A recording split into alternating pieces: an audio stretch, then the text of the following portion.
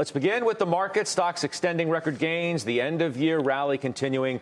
Boy, what a difference a year makes, Joe, right? Certainly does.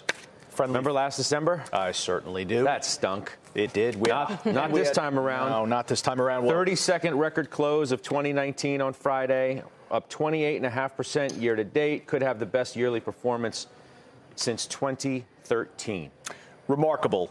We had a liquidity correction this time last year. We had a Federal Reserve that was clearly hostile.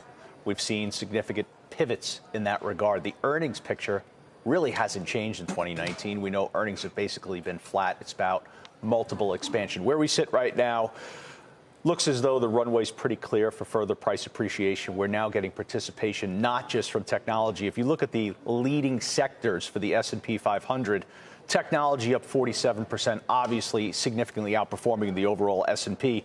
Communication services up slightly above the S&P, about 30%.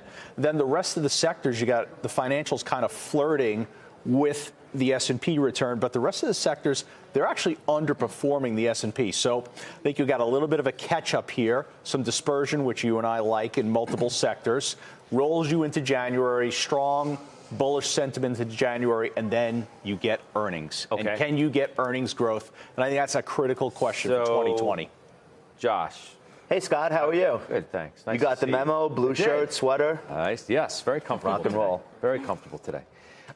Here's what I want to know. We can love the year we had. It's been a great year, 28.5%. But I really want to focus on what comes next. And there are a number of notes out today that are calling into question whether this whole thing that we've had here is sustainable. Vanguard says we face a 50% odds of correction in 2020. Of course, that means there's 50% chance you don't have it. Bespoke I was going to say, what do I do with that exactly? I'm not finished, though. Okay. Equities aren't a bargain. Biggest headwind for stock market is valuation. Liz Ann Saunders says investors may be overly complacent about the year ahead. MKM's technical strategy says few signs of market weakness, but the current path is unsustainable. Yeah. So I've been doing this a long time. I can tell you that every one of those statements you could have made in December going into the following year, every year that I've been in this industry. So they're universally applicable. They're not wrong. 50-50 chance of correction? Sure, why not? Actually, history says we'll have an average of a mid-teens correction every year and a half. It's not a 50-50 question as to whether the market's too expensive or not.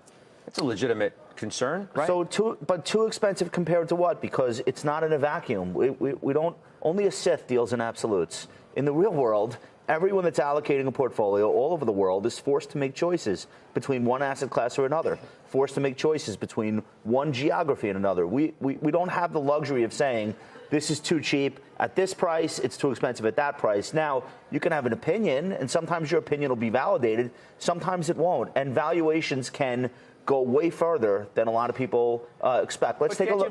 Hold on. No. Can't you say, though, that the market's up on multiple expansion, lack of real earnings growth? I don't think that's really sustainable. What's fundamental behind the question is, should you bet on that happening twice? That's the question.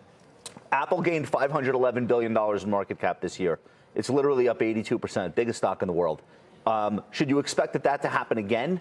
No, of course not. Probabilistically, that would be tough. So, look, I'm one of the people that enjoyed last December. We were buying. I was on the air talking every day. I'm buying. Here's what I'm buying. Here's why I'm buying. Here's the length of time that I'm looking to hold it for. So it was phenomenal. I hope it happens again. And this idea that we're going to coast with another zero volatility year in 2020, I don't think that anyone working on Wall Street really believes that's going to happen. If it does happen, great. If it doesn't, you will get another December 2018-esque opportunity. And the question is, are you prepared to do something about it? And when it comes, are you going to say, oh, this is the dip I've been waiting for, but now I actually think we're about to have a crash?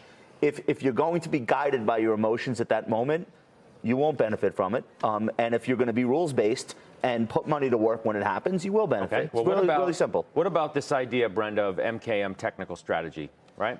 We remain firmly bullish over the longer term. We believe the best course of action right here is to take a profit. Take profits in some of these gains that you've gotten. I think we might start seeing that happen, but in the new year. So for a few reasons. One, I think, especially in the fourth quarter, we've had such a strong market, but we had a scenario where so many people were underweight risk assets and equity this year that they're probably still just holding on through the end of the year and not wanting to reduce a lot of exposure into that.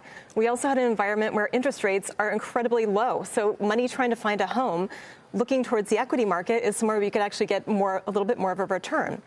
And then lastly, I think we have the opposite of last year with tax loss selling that really impacted last year. This year, I think people are not wanting to realize a gain. So you might look to the next taxable year before you decide to peel some of that exposure back a little bit.